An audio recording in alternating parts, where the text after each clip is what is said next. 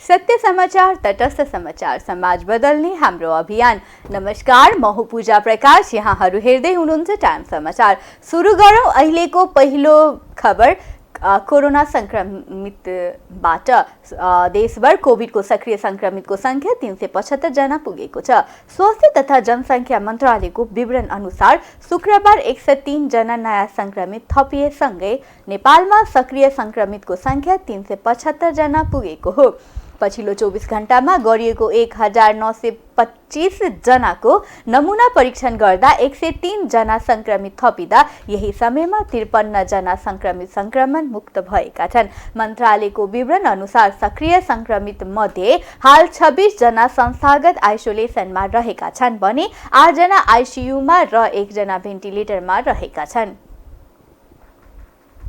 नेकपा एकीकृत समाजवादीका अध्यक्ष माधव कुमार नेपालले प्रदेश सरकारहरूको नेतृत्वमा आलो पालो हुने बताउनु भएको छ। समाजवादी प्रेस संगठन नेपाल धनुषाले आयोजना गरेको पत्रकार सम्मेलनमा अध्यक्ष नेपालले प्रदेश सरकारहरूको नेतृत्वमा दलहरूबीच आलो पालो हुने बताउनु भएको हो। उहाँले प्रदेश सरकारहरू धमाधम परिवर्तन हुन थालेका भन्दै एकीकृत समाजवादी पनि प्रदेश सरकारमा सामेल हुने बताउनुभयो। अध्यक्ष नेपालले जनमत नै मिलेर सरकार बनाउने रहेको उल्लेख गर्दै पार्टीको संख्यात्मक कुरालाई ध्यानमा राखी गठबन्धनका दलहरूबीच बाँडफाँड हुने बताउनुभयो। अध्यक्ष नेपालले समाजवादमा प्रतिबद्ध हुने पार्टीहरूका बीचमा समाजवादी मोर्चा बनाउने तयारी रहेको बताउनुभयो।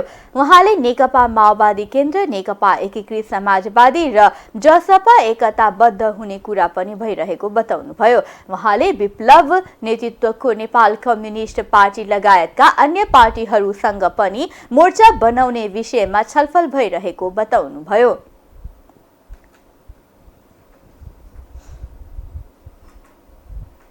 बडा 70 भन्दा बढी भएकालाई सबलाई बिदा गर्थे। म आफै पनि बिदा हुन्थे। त्यसो हुनाले नयाँ पुस्तालाई अगाडि बढ्नुपर्छ।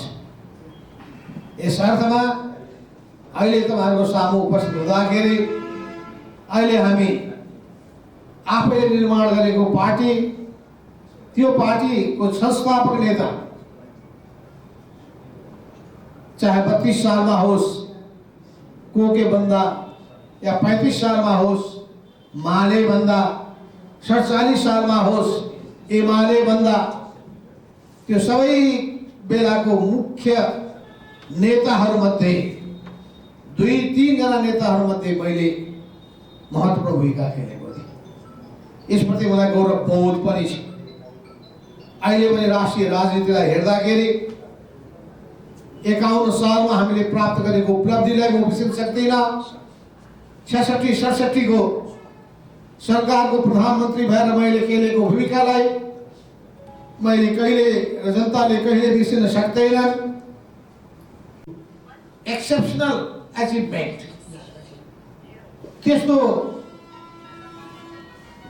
विशेष उपलब्धि त्यो बेलामा 5 वर्ष सहज रूपमा सरकार सञ्चालन हुन सक्ने थियो।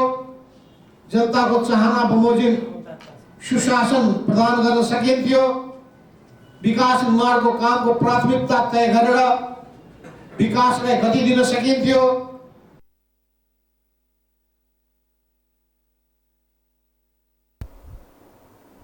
एकीकृत समाजवादी एमाले वा अन्य कुनै पार्टीसँग विलय भने नहुने उहाँको भनाइ छ।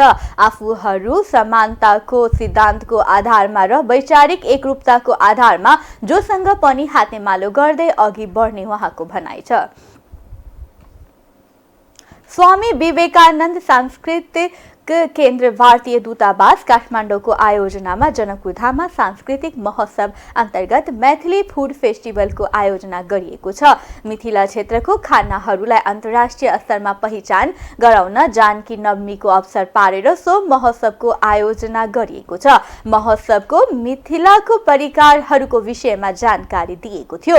मध्य प्रदेशका प्रदेश प्रमुख हरिशंकर मिश्रले उद्घाटन गरेको सो महोत्सवमा मिथिलामा पाइने दैनिक भोजनहरू सहित विशेष पर्वहरूमा बनाइएको परिकारहरू राखिएको थियो। महोत्सवमा 84 प्रकारको व्यञ्जनहरू राखिएको थियो। महोत्सवको उद्देश्य नै मिथिलाको खानाहरूलाई सर्वसाधारणहरूलाई जानकारी दिने रहेको केन्द्रकी निर्देशिका डाक्टर आशावरी बापटले बताउनुभयो।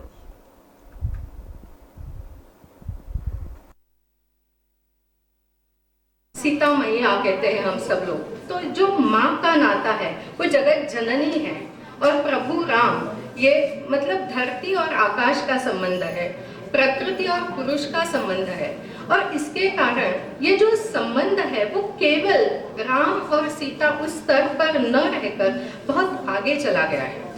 अब ये सारा जो है ये सामायिक जो संस्कृति है हमारी, उसमें कई सारे संस्कृति के तो कई सारे आयाम है, जिसमें खाद्य संस्कृति भी होती है।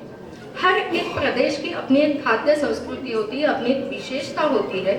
उसको परोसने का, उसको सामने रखने का भी अपना एक तरीका होता है, उसमें कला भी होती है। केवल देना ये नहीं है, किस तरह से हम सामने रखते हैं, किस हृदय से, किस इच्छा से हम सामने रखते हैं, ये सारा संस्कृति का एक अविभाज्य भाग होता है। इसीलिए तो हम कहते हैं ना कि अन्नात् भवन्ति भूतानि, पर वो अन्न किस तरह का हो इसकी भी संकल्पना हमने की है और इसलिए हम कहते हैं कि अन्नमय कोश, प्राणमय कोश, जो पंचकोश की संकल्पना है उसमें सबसे पहले अन्न आ जाता है और इसी को हम अन्न ब्रह्म ऐसे कहते हैं। कार्यक्रममा वक्ताहरूले मिथिलाको भोजन र यसको व्यवसाय विषयमा अन्तर्क्रिया समेत गरेका थिए। कार्यक्रममा प्रदेश सभा सदस्य राम सरोज यादव, सतीश सिंह, जनकपुरधाम उपमहानगरपालिकाका उपप्रमुख किशोरी शाह सहित विभिन्न व्यक्तिहरूले मिथिलाको संस्कृति र खानाको विषयमा आफ्नो धारणा राख्नु भएको थियो। लोकतन्त्र समाजवादी पार्टी नेपालको भातृ संगठन लोकतान्त्रिक युवा संघ नेपाल धनुषाले जनकपुरधाममा मधेस आन्दोलनका प्रथम शहीद रमेश महतोको नाममा शालिग निर्माण प्रक्रिया अगाडि बढाउन माग गरेको छ। लोसपा युवा संघ धनुषाका अध्यक्ष प्रशान्त कुमार झाको नेतृत्वमा पुगेको टोलीले यस्तो माग गर्दै जनकपुरधाम उपमहानगरपालिकाका उपप्रमुख किशोरी शाहलाई ज्ञापन पत्र समेत बुझाएको हो। ज्ञापन पत्रमा जनकपुरधाम उपमहानगरपालिकाले रमेश महतो चौकमा तत्कालीन भानुभक्तको नाममा रहेको भानु चौकलाई पुनः रमेश महतो चौकको सट्टा भानु चौक निर्माण गरी भानुभक्तको शालिका स्थापना गर्ने योजना रहेकोमा संघको गम्भीर ध्यान आकर्षण भएको उल्लेख छ। मधेस आन्दोलनको मर्म र भावना विपरीत रमेश महतो चौकलाई विस्थापित गर्ने कार्य भए आफूहरू संघर्ष गर्न बाध्य हुने ज्ञापन पत्र मार्फत चेतावनी समेत दिएको छ। लोकतान्त्रिक युवा संघ नेपाल धनुषाका अध्यक्ष प्रशान्त कुमार झाले यस प्रकारका कामलाई अविलम्ब रोकी रमेश महतोको नाममा शालिग निर्माण प्रक्रिया अगाडि बढाउन उपप्रमुख शाहसँग माग गरेका छन्। ज्ञापन पत्र बुझाउन पुगेको टोलीमा समाजवादी विद्यार्थी युनियनका केन्द्रीय सचिव बालीराम कापरी, लोसपा धनुषाका सहसचिव सानु श्रेष्ठ, लोसपा विद्यार्थी संघका जिल्ला सचिव सिद्धार्थ चौधरी, लोसपाका जिल्ला सदस्य शम्भु झा, किशन शाह, रोशन शाह, मनीष मण्डल, पंकज शाह लगायतकाहरू सहभागी थिए। प्रधानमन्त्री पुष्पकमल दाहाल प्रचण्डले नेपालले चीनसँग गहिरो आर्थिक संलग्नता र साझेदारी निर्माण गर्न चाहेको बताउनु भएको छ। शुक्रबार काठमाडौँमा चीन सरकारले निर्माण गरेको निजामती कर्मचारी अस्पतालको नयाँ सर्जिकल भवन र पुरानो भवनको पुनर्निर्माण सहितको हस्तान्तरण समारोहमा बोल्दै प्रधानमन्त्री प्रचण्डले विशेष गरी स्वास्थ्य क्षेत्रमा नेपालले जनताको स्वास्थ्य सेवामा पहुँच सुनिश्चित गर्न, स्वास्थ्य सुविधाहरूमा सुधार गर्न, स्वास्थ्य पूर्वाधारको विस्तार गर्न, अस्पतालहरूलाई आधुनिक र अत्याधुनिक सुविधाहरू प्रदान गर्न चीनसँग थप सहकार्य गर्न चाहेको बताउनु भएको हो।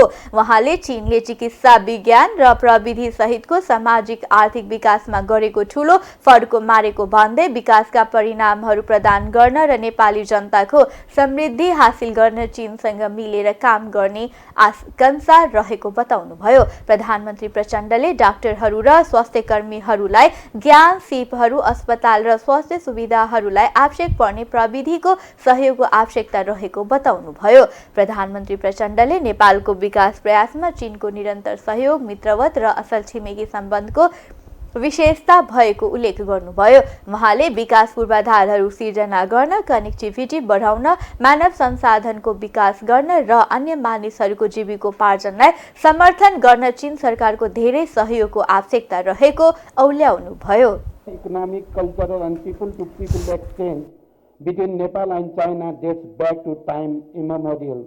It has been quite helpful and essential to creating development infrastructures, enhancing connectivity, providing our people with health facilities, developing our human resources, and supporting people's livelihoods, among others. Infrastructures develop our human resources in this particular field, as well as to better equip our hospital with equipment and medical supplies is well appreciated. Two, friends, talking about Nepal-China cooperation in health sector, I have seen many doctors and other health practitioners graduated from different universities in China. Even in this hospital, there are many doctors who had the opportunity to study in China. They are doing excellent job in Nepal and in this hospital too. From a close neighbor and friend, China. Of economic engagement and partnership with China. Nepal wishes to have more cooperation with China to ensure access of people to better health service, improve our health facilities, expand health infrastructure, equip our hospital with modern and state-of-art facilities, impart required knowledge and skills to our doctors, health workers, and transfer technology that our hospital and health facilities are in need of. This will certainly help provide our people with modern and sophisticated health service. उहाँले नेपालका स्वास्थ्य पूर्वाधारहरू सिर्जना गर्न, अस्पतालहरूलाई उपकरण र चिकित्सा आपूर्तिमा चीनको समर्थन सराहनीय रहेको भन्दै प्रशंसा गर्नुभयो। प्रधानमन्त्री प्रचण्डले चीनका विभिन्न विश्वविद्यालयहरूमा अध्ययन गरेका डाक्टरहरूले निजामती कर्मचारी अस्पतालमा राम्रो काम गरिरहेको बताउनुभयो। अर्थमन्त्री डाक्टर प्रकाश शरण महतले अयोग्य लडाकुलाई 2 लाख दिने मन्त्री परिषदको निर्णयबारे अनभिज्ञ रहेको बताउनु भएको छ। शुक्रबार राष्ट्रिय युवा संघले अयोग्य लडाकुलाई 2 लाख दिने सरकारको निर्णय विरुद्धको ज्ञापन पत्र बुझ्दै अर्थमन्त्री डाक्टर महतले यस्तो बताउनु भएको हो। उहाँले पैसा बाँड्ने कार्यविधि मन्त्री परिषदले पास गरेर अगाडि बढाउने बारे मलाई जानकारी नभएको पनि बताउनुभयो। उहाँले आफू अर्थमन्त्री भएर आए पश्चात अर्थमन्त्रालय र मन्त्री परिषदले अयोग्य लडाकुलाई 2 लाख दिने निर्णय नगरेको स्पष्ट पार्नुभयो। उहाँले अयोग्य लडाकुलाई 2 लाख दिने निर्णय अर्थमन्त्रीले गरेको भन्ने समाचार बाहिर आएको भए पनि आफू अर्थमन्त्री भएपछि यस्तो खालको निर्णय अर्थ मन्त्रालयमा नभएको बताउनुभयो। उहाँले बजेटमा व्यवस्था भए अनुसार त्यसको कार्यविधि गृह मन्त्रालयले बनाउने भएकाले गृह मन्त्रालयले कार्यविधि बनाउने विषय जानकारीमा आएको बताउनुभयो। उहाँले आफू अर्थमन्त्री भएर आएपछि अयोग्य लडाकु लगायतका विषयमा अर्थ मन्त्रालय संलग्न नभएको दोहोऱ्याउनुभयो।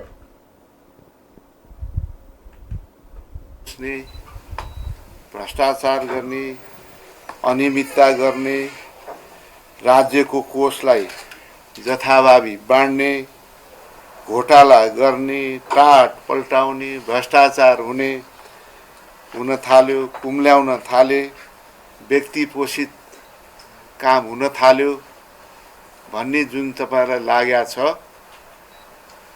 त्यो हुँदैन, हुन दिइँदैन र म त गर्दैन, हामी कोही पनि गर्दैनौँ। त्यो विश्वास यहाँलाई दिलाउन चाहन्छु।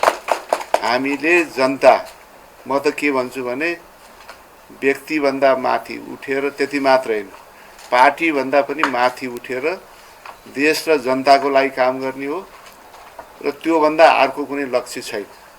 मेरो भन्न चाहन्छु त्यो आशंका यहाँहरूले दिमागबाट चाहिँ निकाल्दिनुहोस्।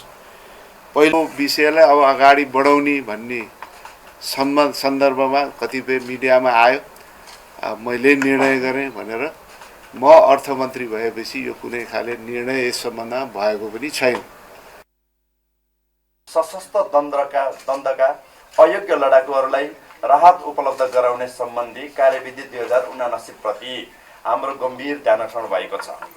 नेपाली जनताको सुन्दर भविष्यको सुनिश्चितताका लागि ऐतिहासिक जनआन्दोलनको मर्म अनुरूप संविधान सभाबाट निर्मित संविधान प्रदत्त अधिकारको ग्यारेन्टी गर्दै नेपाल र नेपाली जनताको सपना समृद्ध नेपाल, सुखी नेपाली पूरा गर्ने जिम्मेवारी बोकेको राज्य सत्ताले देशको अर्थतन्त्र दिन प्रतिदिन खसाउँदै गएको, निजी क्षेत्रका उद्योग धन्दा धराशयी बन्दै गएको, महँगीले आकाश छोएका कारण जनजीविका कष्टप्रद बन्दै गएको, कमजोर आर्थिक अवस्थाकै कारण व्यवसायीहरूले आत्महत्याको बाटो रोजेको, विभिन्न क्षेत्रका राष्ट्र सेवक कर्मचारीहरूलाई तलब भत्ता महिनौँ दिन दिन नसकिएको, बैंकिङ क्षेत्रका तरलताका चरम अभाव देखिएको, लडाकु र नक्कली लडाकुहरूको नाममा विगतमा भएको घोटाला र राष्ट्रिय युवा संघ नेपालले अख्तियार दुरुपयोग अनुसन्धान आयोगमा तयार गरेको मुद्दा विद्यमान रहिरहेको अवस्थामा कम्तीमा धराशयी अर्थतन्त्रलाई उकास्न प्राथमिकताको आधारमा लगानी गर्नुको साटो युवाहरूको शिक्षा, स्वास्थ्य जस्ता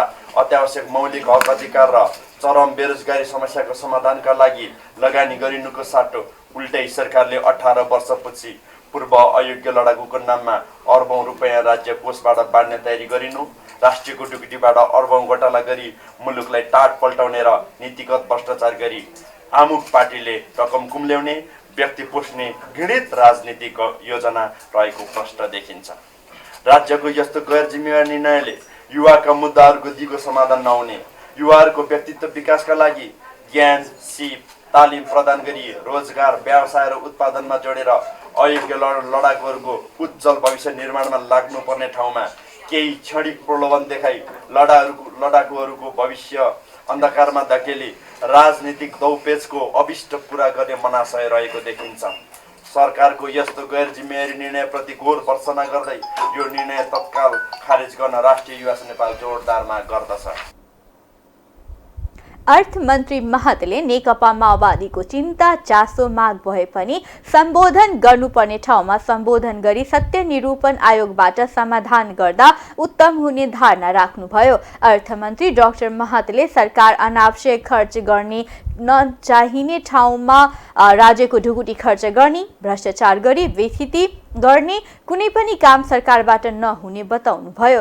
उहाँले अर्थमन्त्री महतले आफू कुनै पार्टी व्यक्तिलाई राज्यको ढुकुटीबाट पोस्ने काम नगर्ने प्रतिबद्धता जनाउनुभयो। राष्ट्रिय प्रजातन्त्र पार्टीका अध्यक्ष राजेन्द्र प्रसाद लिङदेनले बुढ्यौलीमा लाग्ने सामान्य बिमारलाई लिएर राष्ट्रपतिको अस्वाभाविक वैदेशिक उपचार यात्रा भएको भन्दै आपत्ति जनाउनु भएको छ। शुक्रबार काठमाडौँमा आयोजित बागमती प्रदेश स्तरीय अगुवा कार्यकर्ता भेला कार्यक्रममा सम्बोधन गर्दै उहाँले यस्तो बताउनु भएको हो। उहाँले चिकित्सकले रिफर नगर्दा समेत जहाज चार्टर गरी विदेश लैजानु अस्वाभाविक भएको बताउनुभयो। उहाँले विकासमा लगानी घटाउन खोजिरहेको सरकारले लडाकुलाई 2-2 लाख रुपैयाँ बाँड्ने निर्णय गर्नु गैर जिम्मेवारीपन भएको बताउनुभयो। उहाँले सरकार स्रोतमा हात हाल्न पाउने बित्तिकै ब्रह्मलुट मचाउने षड्यन्त्रमा लागेको आरोप लगाउनुभयो। उहाँले यस्ता नकारात्मकलाई रोक्न राप्रपा बलियो बन्नुपर्ने बताउनुभयो। उसले चालु खर्च समेत धानेको छैन र ऋण उठाएर चालु खर्च चलाइराख्नु परेको छ। यस्तो बेला राष्ट्रपतिको महँगो यो औषधि उपचार यात्रा, लडाकुलाई दिइएको यो पैसा जो चाहिँ अयोग्य लडाकु भनेर चाहिँ उनीहरू कहाँ पुगिसके, कति बितिसके, राज्य स्रोतमा हात हाल्न पाउने बित्तिकै ब्रह्मलुट मचाउने जुन प्रवृत्ति विकसित भएर गएको छ त्यसलाई रोक्न राष्ट्रिय प्रजातन्त्र पार्टी जस्तो दलहरू मजबुत नभइकन सम्भव छ। यतिको कारणले हामीले निराश हुनु पर्दैन। हामीले खुसी हुनुपर्छ कि हामीले हो यो चाहिँ नेपालको राजनीतिमा सबभन्दा पहिले यी विद्यमान राजनैतिक दलहरू जो आफूलाई यो परिवर्तनको सम्भाग भनेर भन्छन् उनीहरूले ल्याएको व्यवस्था र उनीहरू स्वयं अब असफल भइसके यिनीहरूको विकल्प खोज्न जरुरी छ भनेर भन्यो। आज जनताले पुराना दलहरूको विकल्पमा मतदान गर्यौं। जसलाई हामीले सरकारको नेतृत्व गर्ने मौका दिएको थियौं उसले नै बाटो मोड्यो मात्रै होइन, आफ्नो प्रतिबद्धता तोडेर अगाडि हिँडेपछि हामी एकछिन पनि त्यो सरकारमा बस्न उचित ठानेनौं र सरकारबाट बाहिरियौं। हामीले प्रमाणित गरेका छौं र हाम्रो निर्णय क्षमता त्यहाँ देखाएर आएका छौं। सबै काम गर्न सकिएन होला तर नराम्रो काम गरेर आएका छैनौं। म त्यो गर्दै गर्दिन, त्यो अपराध गर्दै गर्दिन। मेरो कुनै गुट छैन। राजेन्द्र लिङ्गदेनले पार्टी अध्यक्षले सब आसेपासेलाई आफन्तहरूलाई वरपरका मान्छेहरूलाई समानुपातिकमा राख्यो भने पशुपति शमशेर राणालाई 1 नम्बरमा हामीले राख्यौं, पूर्व अध्यक्षलाई। मेरो कतापट्टिको आफन्त हो। अध्यक्ष लिङ्गदेनले उपनिर्वाचनलाई राप्रपाले प्राथमिकता नदिएको कारण पनि राम्रो मत आउन नसकेको स्पष्ट पार्नुभयो। उहाँले जनता विकल्पको तयारीमा रहेको स्पष्ट भएको बताउनुभयो। उपनिर्वाचनबाट निर्वाचित हुनुभएका प्रतिनिधि सभा सदस्य रवि लामिछाने र स्वर्णिम वाग्लेले शुक्रबार शपथ लिएका छन्। लामिछाने र वाग्लेलाई सभामुख देवराज घिमिरेले सिंहदरबार स्थित संघीय संसद सचिवालयमा पद तथा गोपनीयताको शपथ खुवाउँदै लोगो वितरण गर्नुभएको हो। अर्का सांसद उपेन्द्र यादव भने काठमाडौँ बाहिरै रहेकाले शपथ ग्रहणमा अनुपस्थित रहनुभयो। राष्ट्रिय स्वतन्त्र पार्टीका सभापति रवि लामिछानेले सरकारलाई दिएको समर्थन फिर्ता लिन सक्ने बताउनुभयो। सिंहदरबारमा सांसद पदको शपथ लिए लगतै पत्रकारहरूको प्रश्नको जवाफ दिँदै उहाँले सरकारमा जाने कुरामा सोचाइ नभएको र त्यस किसिमको वातावरण नबनेको बताउनुभयो। यसले हेर्दाखेरि सरकारमा जाने विषयमा त हामीले अहिले सोच्ने कुरा छैन। समर्थनमा के गर्ने भन्ने त्यसले गर्दा अब आज अब हामी शपथ सकिएसँगै अब हामी संसदीय दल केन्द्रीय समितिको बैठकहरू बसेर यसलाई गम्भीर समीक्षा गर्छौँ। एकदमै समीक्षा भोट मागे त्यो नै न्यूनतम साझा कार्यक्रमबाट सरकारले हटायो। हाम्रो त्यसमा हाम्रो गम्भीर भन्दा पनि भूमिका किनभने मतदाताले हामीलाई केही थान मान्छेलाई संसदमा पठाएर निर्मम हुनुपर्ने विषयलाई भएको पनि हटाएको कुरामा हामीले कुरा सोच्नुपर्ने छ। तर अस्थिरता नहोस् भनिरहँदा सरकारले न्यूनतम आफूलाई समर्थनमा पाइरहनु पर्ने न्यूनतम एउटा ठाउँ राख्नुपर्ने, त्यो ठाउँ राखेको छ कि छैन त्यो एउटा साँच्चै नै एउटा मूल्याङ्कन, पुनर्मूल्याङ्कन र पुनरावलोकनको विषय बनेको हुनाले विषयमा टिप्पणी भन्दा पनि मेरो एउटा सैद्धान्तिक चाहिँ मान्यता के रहिआएको छ भने स्थिरता एउटा साधन हो हैन। हामीले असल शासन र समुन्नति हाम्रा साथी हो र त्यो साधन पछ्याउने होइन साध्य पछ्याउनुपर्छ। त्यो स्पिरिटमा मैले बोलेको के हो भने एउटा स्थिरताको नाममा जतिसुकै निकममा जतिसुकै अस्थिर चाहिँ अक्षम सरकारलाई बोकिराख्नु पर्दैन भन्ने कुरा मैले नेपालमा मात्र होइन दुनियाँका कुनै पनि लोकतन्त्रमा त्यो अभ्यास रहिआएको छ। एउटा सचेत कमन सेन्सिबल पोजिसन नेपालको मात्र टिप्पणी गरे होइन, अहिलेको तात्कालिक टिप्पणी गरे होइन, एउटा सर्वकालिक सर्वव्यापी मान्यताको कुरा। लामिछानेले सरकारलाई दिएको समर्थनको विषयमा के गर्ने सोच्नुपर्ने विषय भएको बताउँदै पार्टीको केन्द्रीय समिति र संसदीय दलको बैठकमा यसबारे छलफल गरेर निर्णय लिने जानकारी दिनुभयो। लुम्बिनी प्रदेशका मुख्यमन्त्री दिलीप बहादुर चौधरीले पद तथा गोपनीयताको शपथ ग्रहण गर्नुभएको छ। प्रदेश प्रमुख अमिक शेरचनले मुख्यमन्त्री चौधरीलाई शपथ ग्रहण गराउनु भएको हो।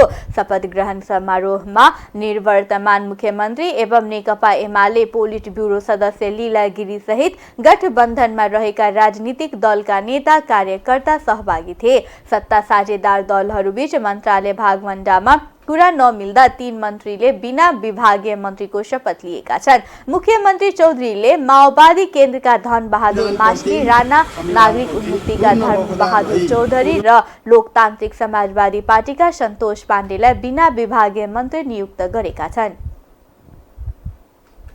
नेकपा एमालेका नेता एवं प्रतिनिधि सभा सदस्य विष्णु प्रसाद पौडेलले मुलुकमा शान्ति सुरक्षा चुस्त बनाउन सरकारसँग माग गर्नु भएको छ। प्रतिनिधि सभाको विशेष समयमा बोल्दै एमाले पार्टीका अध्यक्ष केपी शर्मा ओली यही वैशाख 13 गते आफ्नो निर्वाचन क्षेत्र झापामा भएको कार्यक्रममा सहभागी भइरहेको अवस्थामा केही व्यक्तिले सांघातिक आक्रमणप्रति सरकारको ध्यान आकर्षण गराउनुभयो। सो घटनाका घाइते जीवन मरणको अवस्थामा रहेको जानकारी गराउँदै उहाँले घाइतेको काठमाडौँमा ल्याएर उपचार गर्न सरकारसँग माग गर्नुभयो। उहाँले शान्ति सुरक्षा जनताको अधिकार भएको र यो घटनामा संलग्नलाई अविलम्ब पक्राउ गर्न माग गर्नुभयो। उहाँले नागरिकको सुरक्षामा सरकार गम्भीर हुन माग गर्नुभयो। आक्रमण गरियो, सुभाष नेमाङज्यू संविधान सभाका अध्यक्ष चढेको सवारी साधनमा आक्रमण गरियो, एमालेका कार्यकर्ताहरूमाथि सांघातिक आक्रमण गरियो। त्यति मात्रै होइन सभामुख महोदय, हिजो 14 गते पशुपतिनगर इलामको पशुपतिनगरबाट फर्किने क्रममा बाटामा एम्बुस थापेर उहाँहरूमाथि आक्रमण गर्ने, तार लगायतका अन्य खालका त्यो चाहिँ उपकरणहरूको प्रयोग गरेर उहाँहरूमाथि आक्रमण गर्ने कोसिस गरियो। आज त्यसपछि अहिले चाहिँ 5 थरमा र तेह्रथुममा पनि आक्रमणका निमित्त तयारी गरिरहेका छन् मान्छेहरूले। त्यो सरेआम प्रदर्शित भइरहेको छ। तोडफोडका आक्रमणका योजनाहरू बनिरहेका छन्, गतिविधिहरू भइरहेका छन्, पर्चा बाँडिएका छन्, माइकिङ भइरहेको छ। तर सभामुख महोदय, हाम्रो देशमा सरकार छ कि छैन? सरकार अत्यन्त चिन्ताको विषय छ सभामुख महोदय। सरकारले आक्रमण्यता प्रदर्शित गरिरहेको छ। एउटा एक ढङ्गले भन्दाखेरि लाचारी प्रदर्शित गरिरहेको छ, कायरता प्रदर्शित गरिरहेको छ। सभामुख महोदय, म भन्न चाहन्छु सरकारको यो आक्रमणताको, यो लाचारीपनको, यो कायरताको म घोर निन्दा गर्न चाहन्छु, घोर भर्त्सना गर्न चाहन्छु। सभामुख महोदय, खेद व्यक्त गर्न चाहन्छु। किन मौन समर्थक बनिरहेको छ? म सुनिरहेको छु सभामुख महोदय, सरकार यो आक्रमणका प्रति मौन समर्थक बनेको मात्रै होइन सभामुख महोदय, आक्रमणकारीहरूलाई उक्साउने काममा पनि सरकारका कतिपय पात्रहरू संलग्न छन् भनेर म सुनिरहेको छु। र यहाँसम्म कि यो आक्रमणमा सत्ता गठबन्धनका कतिपय दलका कार्यकर्ताहरू समेत पनि संलग्न भएको सूचना आइरहेको छ सभामुख महोदय। गर्न खोजेको सुरक्षा प्रदान गर्ने उठ्यो र सम्मानित सदनमा गृहमन्त्रीजीले आएर जवाफ पनि दिनुभयो। सभामा शान्ति सुरक्षा अमन चैनको ग्यारेन्टी हुनु पर्यो। निर्वाध देशको नागरिक एक ठाउँबाट अर्को ठाउँमा शान्तिपूर्ण ढङ्गले विचरण गर्न, आफ्ना संविधान प्रदत्त अधिकारहरू प्रयोग गर्न पाउने अवस्था सुनिश्चित हुनु पर्यो। नेता पौडेलले केही दिन अघि काठमाडौँमा मीरा पाण्डे आचार्यलाई दिन दहाडे पसलमा बसिरहेको अवस्थामा हत्या गरिएको सम्बन्धमा शीघ्र दोषी पत्ता लगाई कारबाही गर्न माग गर्नुभयो।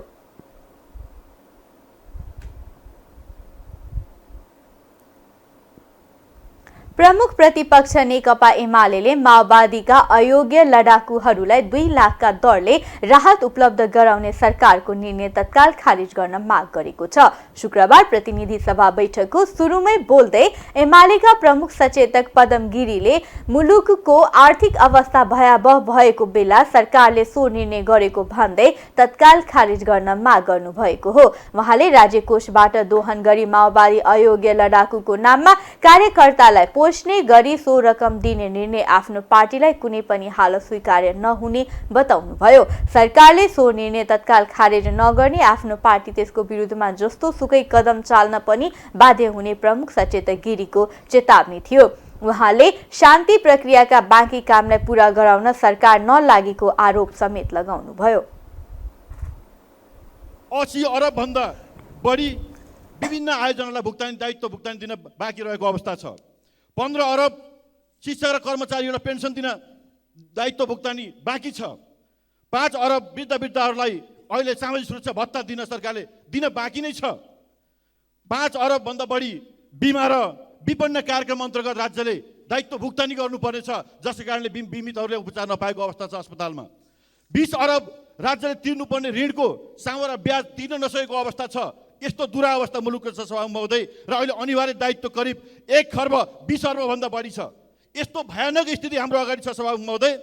मैले सुन्दैछु, हामी सुन्दैछौँ हिजो मात्र क्याबिनेटबाट एउटा निर्णय भएको छ, स्थानीय र प्रदेश सरकारलाई दिने सामान्यीकरण अनुदानमा 50% बजेट कटौती गरिएको छ, जसले गर्दा अहिले स्थानीय तथा प्रदेशका सम्पूर्ण योजनाहरू कार्यान्वयन नहुने अवस्थामा पुगेका छन्। त्यहाँका कर्मचारी तलब खान नसक्ने अवस्थामा पुगेका छन् र नियमित काम पनि हुन नसक्ने अवस्थामा पुगेको छ। यस्तो अवस्थामा देश जाँदैछ सभामुख महोदय।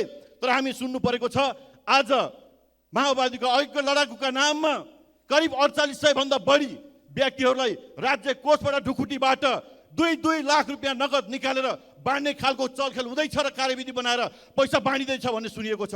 हामीलाई भन्नुपर्ने कुरा के छ भने सभामुख महोदय, 1 अर्ब 40 करोड रुपियाँ शान्ति प्रक्रियाका बाँकी काम पुरा गर्नका लागि चालु आर्थिक वर्षमा छुट्याइयो। तर आज सत्य निरूपण तथा मेलमिलापका काम थाँती राखिएको छ।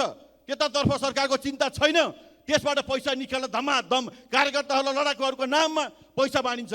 हाम्रो प्रश्न छ सरकारलाई सभामुख महोदय, हिजो अनमिलले प्रमाणीकरण गरेका लडाकुहरू पछि जुन पुनः प्रमाणीकरण हुँदाखेरि त्यति बेला 2451 जना को व्यक्ति थिए भन्ने कुरा यकिन गर्न सकिएन।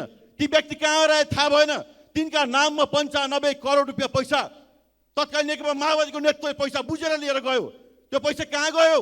महालेखाले प्रतिवेदनमा प्रश्न उठाएको छ र त्यसको जवाफ आज पनि अनुत्तरित अवस्थामा छ। सभामुख महोदय, हामी भन्न चाहन्छौँ शान्ति प्रक्रियालाई पुरा गर्न नसोच्ने, त्यसमा अगाडि बढ्न नचाहने अनि देशको ढुकुटीबाट दिनौ पैसा निकालेर लिएर जाने, गरिबले नुन किनेर खान सक्ने अवस्था छैन, दाल तेल चिनी किनेर खान सक्ने अवस्था छैन, तरकारी किनेर लगेर घर पकाएर खान सक्ने अवस्था छैन, गरिब मर्ने स्थितिमा पुगिसकेको छ। तर राज्य कोषबाट यस्तो प्रकार दोहन हुँदैछ कि दिन दहाडै देश लुटिएको छ। सभामुख महोदय, यस्तो कुरा हामीलाई कुनै हालतमा स्वीकार्य छैन र हामीले यो कुरा तत्काल यो निर्णय खारेज होस् भन्ने कुरा हामी माग गरिरहेका छौँ। सभामुख महोदय, यो कुरा सदासहायतालाई हामी सदासहायताका साथ यी कुराहरू उठाइरहँदाखेरि यसलाई सुन्ने काम भएन भने, यसलाई नजरअन्दाज गरेर सरकार अगाडि बढ्ने कोसिस गर्यो भने यसका विरुद्धमा जस्तो सुकै कदम पनि हामी उठाउन तयार छौँ भन्ने कुरा म राख्न चाहन्छु। सभामुख महोदय, प्रमुख सचेतक गिरीले झापामा आयोजित कार्यक्रममा सहभागी हुने क्रममा सत्ता पक्षकै मिलेमतोममा आफ्ना पार्टीका अध्यक्ष केपी शर्मा ओलीमाथि ढुङ्गा मुढा प्रहार गर्ने कोसिस गरिएको भन्दै निन्दा र भर्त्सना गर्नुभयो। उहाँले घटनामा संलग्नहरूलाई सत्ता पक्षले उन्मुक्ति दिने प्रयास गरिरहेको भन्दै आक्रोश समेत व्यक्त गर्नुभयो। राष्ट्रिय आविष्कार केन्द्रका संस्थापक महावीर पुनले सरकार समक्ष विभिन्न माग राख्दै आजदेखि माइती घरमा धरना सुरु गर्नुभएको छ। अर्थतन्त्र सुधार नै हाम्रो माग हो उहाँले भन्नुभयो। युवा जनशक्ति विदेश पलायन हुनबाट रोक्न सरकारले सहज वातावरण सिर्जना गर्नुपर्छ।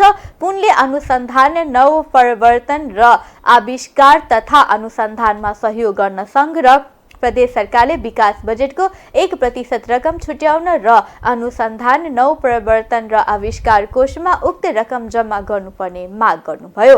उहाँले कोषको रकम सहज तरिकाले समयमै प्रतिभाशाली र नवीनतम सोच भएका नेपालीलाई उपलब्ध गराउन छुट्टै अनुसन्धान, नवप्रवर्तन र आविष्कार प्रवर्धन सञ्चालन तथा खरिद ऐन बनाउनु पर्ने बताउनुभयो। अनुसन्धान केन्द्रबाट उत्पादन भएका वस्तुको बजारीकरणका लागि नीति नियम बनाउनु पर्ने कामलाई सहज बनाउन र आवश्यक अनुसारको नीति नियम बनाउन नौ उद्यमी प्रवर्धन समिति बनाउनु पर्ने, नौ उद्यमी बन्न चाहने नेपालीका लागि अनुमति, लाइसेन्स, अनुदान र सहज ऋण उपलब्ध गराउनु पर्ने पनि उहाँको माग छ।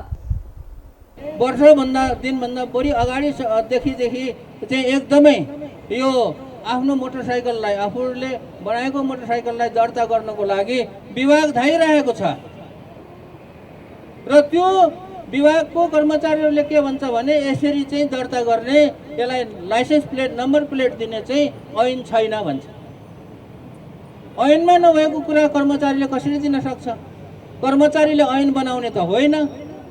त्यसकारणले यो ऐन, यस्तो किसिमको ऐनहरू बनाउने भनेको संसदले हो। सांसदहरू, हाम्रो मन्त्रीज्यूहरू, सांसदज्यूहरू चाहिँ भाषण गर्दै डुल्ने होइन। डुल्ने इच्छा छ भने डुले हुन्छ। उनीहरूलाई चाहिँ सहयोग गर्नको लागि कुनै सरकारी निकाय छैन। कुनै सरकारी निकाय छैन। कसैले चाहिँ कुनै चिज गर्न खोज्यो भने अथवा विदेशमा सिकेको सिप आफूले नेपालमा आएर गर्छु भनेर भन्यो भने अब कहाँ गएर कसलाई भन्ने? एउटै मन्त्रालयमा गयो भने त्यसले के भन्छ यो हामीले गर्ने होइन अर्को मन्त्रालयमा जानुहोस् भने अर्को नेपालीहरूलाई सहयोग गर्ने एउटा छुट्टै विभाग सरकारी निकाय हुनु पर्यो, जसले गर्दाखेरि त्यो अनुसन्धान गर्ने भाइ बहिनीहरू त्यहाँ गएर आफ्नो प्रपोजलहरू आफ्नो आइडियाहरू पेश गर्न सकुन् र त्यसैले चाहिँ छानबिन गरोस्। छानबिन गरेर अनि उसलाई के कति सहयोग गर्ने सहयोग गरोस्। त्यसको लागि त विभाग चाहियो। सरकारी अस्पतालहरू अनि सरकारी हेल्थ पोस्टहरूलाई कसरी सञ्चालन गर्ने, औषधि कसरी पुर्याउने, सबै कुरा त्यो स्वास्थ्य विभागले हेर्छ। कृषि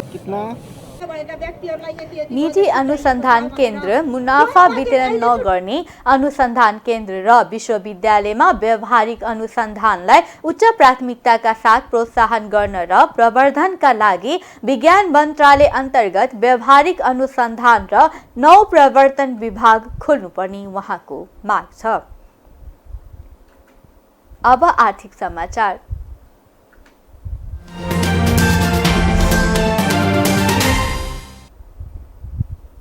नेपाल राष्ट्र बैंकले निक्षेप र कर्जाको औसत ब्याज अन्तर स्प्रेडलाई खुम्च्याउँदै लगेपछि बैंकहरूलाई दबाव बढेको छ। बैंक वित्तीय संस्थाहरू ब्याज आम्दानीमा निर्भर भएकाले केन्द्रीय बैंकले स्प्रेड दर घटाउँदै लगेपछि उनीहरूलाई दबाव बढेको हो। स्प्रेड दरहरूले निक्षेपमा दिने र कर्जामा लिने ब्याज दर बीचको अन्तर हो। बैंकहरूले नाफा बढाउन स्प्रेड दर बढाउने गरेका छन्। बैंकहरूले अधिक नाफा कमाएको भन्दै आलोचना भएपछि राष्ट्र बैंकले चालू आर्थिक वर्षको मौद्रिक नीतिको प्रथम त्रैमासिक समीक्षामा स्प्रेड दर घटाउने घोषणा गरेको हो। यसको कार्यान्वयनका लागि मङ्सिर अन्तिममा निर्देशन जारी गरी 2 चरणमा स्प्रेड दर घटाउन निर्देशन दिएको छ। निर्देशन अनुसार वाणिज्य बैंकहरूले 2079 चैतबाट स्प्रेड दर 4.2% मा र विकास बैंक तथा फाइनान्स कम्पनीले 4.8% मा झार्नु पर्नेछ। यस्तै 2080 असारबाट भने वाणिज्य बैंकले 4% र विकास बैंक तथा फाइनान्स कम्पनीले 4.6% लागू गर्नुपर्ने प्रावधान छ। 2079 चैतमा वाणिज्य बैंकहरूको औसत स्प्रेड दर 4.42% छ। अघिल्लो वर्ष यसै अवधिमा यो 3.65% मात्र थियो। पूर्व बैंकर अनल राज भट्टराई बैंकहरूले जोखिमका आधारमा मूल्य निर्धारण गर्ने भएकोले स्प्रेड दरमा ग्याप लगाउन नहुने बताउनुहुन्छ। हामी कहाँ जोखिम व्यवस्था कर लगायत कारण बैंकहरूको खर्च बढी छ उनले भने। स्प्रेडमा समेत सीमा तोक्दा बैंकको नाफामा असर परेको छ। यसलाई हटाएर जोखिममा आधारित मूल्य निर्धारणको व्यवस्था हुनुपर्छ। कतिपय विज्ञ नेपालका बैंकहरूले स्प्रेड दर घटाउन भन्ने गरिए पनि विद्यमान नियम कानून संशोधनमा ध्यान नदिएको दावी गर्छन्। उनीहरूको तर्क अनुसार संसारका कयौं मुलुकमा स्प्रेड दर न्यून हुन्छ भने नेपालमा पनि त्यसो हुन सक्छ, तर त्यसका लागि निश्चित योजना र नीतिको आवश्यकता पर्छ। विश्व बैंकको तथ्याङ्क अनुसार कतिपय देशका बैंकहरूले नकारात्मक स्प्रेड दर पनि कायम गरेका छन्। अधिकांश देशका बैंकको स्प्रेड दर 1 देखि 3% हुने गरेको पाइन्छ। जापानमा 0.7, मलेसियामा 1.9, बङ्गलादेशमा 2.3, त्यसैगरी श्रीलङ्कामा 2.5% स्प्रेड दर छ। जिम्बाब्वे, ब्राजिल, भुटान लगायत कतिपय देशमा स्प्रेड दर दोहोरो अङ्कमा छ। विभिन्न मुलुकमा स्प्रेड दर कायम गर्ने आफ्नै शैली र आधार रहेको छ। अब अन्तर्राष्ट्रिय समाचार।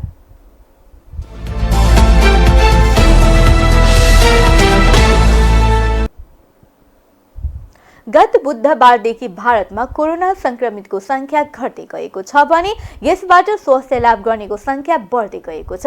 बितेका 24 घण्टामा 7533 जनामा कोभिड-19 संक्रमण पत्ता लागेको तथा 11047 जनाले कोरोनालाई परास्त गरेका केन्द्रीय स्वास्थ्य तथा परिवार कल्याण मन्त्रालयले आज जनाएको छ।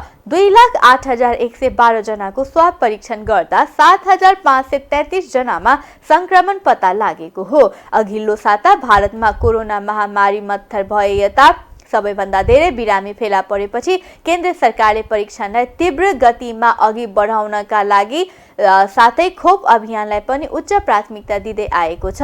हाल भारतमा कोरोनाबाट सक्रिय रूपमा संक्रमित बिरामी 0.12% रहेको उक्त मन्त्रालयले जनाएको छ।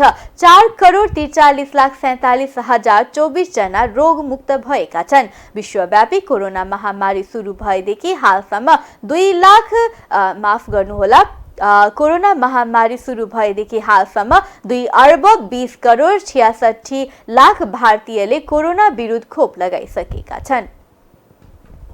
हस्त अहिलेलाई टाइम समाचार यति नै। हेर्दै रहनुहोला टाइम्स टेलिभिजन। आज्ञा दिनुहोस्।